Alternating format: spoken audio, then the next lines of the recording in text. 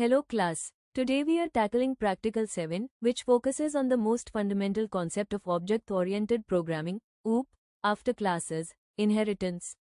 The aim of this practical is to design a set of classes to demonstrate the three main types of inheritance: single level, multiple, and hierarchical. We will also briefly touch on the concept of access control using private attributes. Inheritance allows a new class, the child or derived class, to adopt all the attributes and methods of an existing class, the parent or base class. This promotes reusability and creates a natural relationship between objects. The base class, person, Admi, PC, all of our other classes will build upon this fundamental class. Code block concept explanation: class person, base class. This is the foundation. It defines the basic attributes common to all human representations: name, public, and __ age, private. Self, __ age equals 0 private attribute. By using the double ___, we signal that __ age is intended for internal use only. Child classes generally cannot access or modify this attribute directly, though they can call the methods that manage it.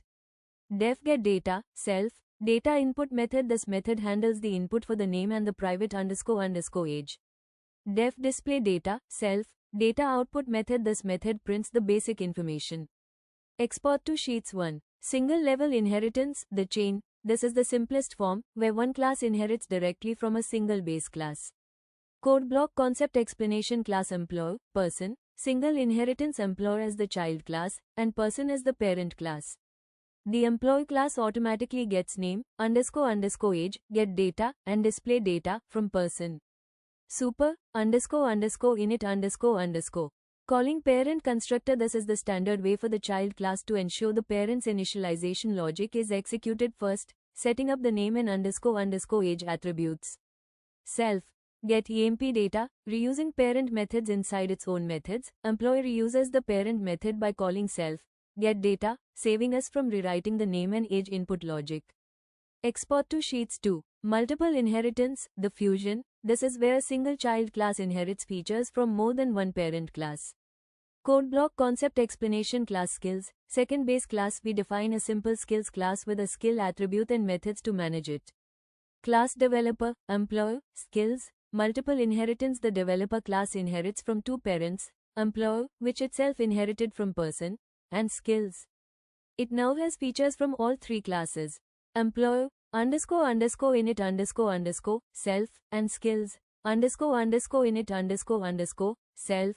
Handling multiple constructors: since a class is inheriting from multiple parents, we must manually call the constructor of each parent class to ensure all attributes, emp _id and skill, are correctly initialized. Export to Sheets. The developer object can now call methods from person, employee, and skills. This demonstrates how multiple inheritance creates a very comprehensive object. 3. Hierarchical inheritance, the tree structure. This is where multiple child classes inherit from a single parent class.